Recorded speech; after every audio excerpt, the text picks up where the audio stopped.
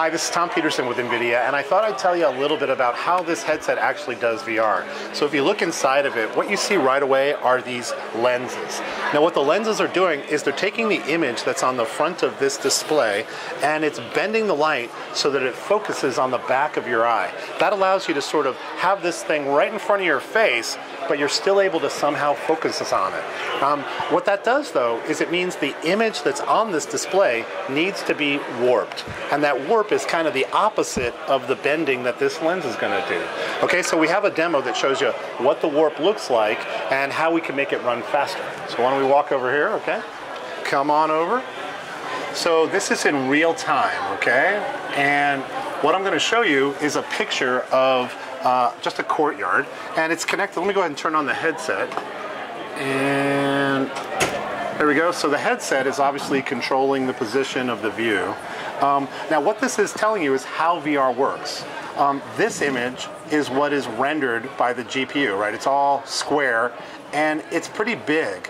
But what has to happen is it has to get squeezed and distorted into this image, which is actually the image that's being shown on these glasses. If you were able to look through there, you would see this image, but you won't see it distorted because it's going to go through this lens. So if you actually look at what a human sees, it kind of looks like the square one, not the distorted one. That's how VR works.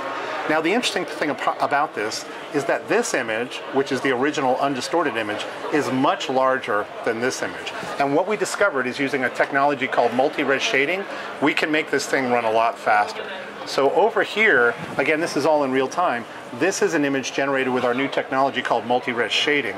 And I'm going to go ahead and turn on split lines and increase a scale factor quite a bit. Okay? So it's a little bit funky about what's happening. I'm going to describe it really quickly.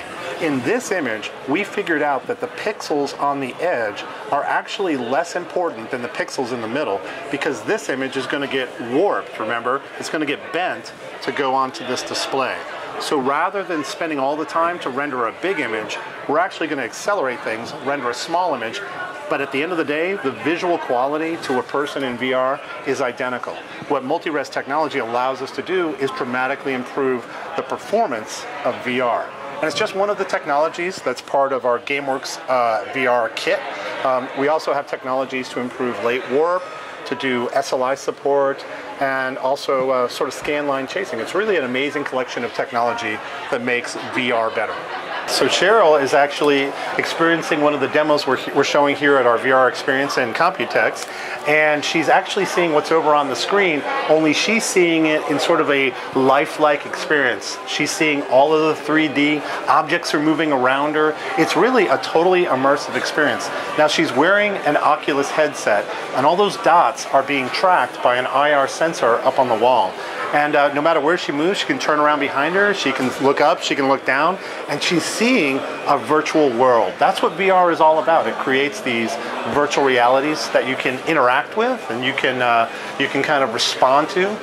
We think it's actually going to change pretty dramatically the future of gaming and other applications going forward.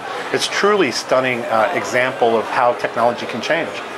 Right now, Oculus is recommending GTX 970 or 980 for the best experiences. But of course, any GPU will work, but you're going to want 90 frames a second to get the best experience, and that is 970.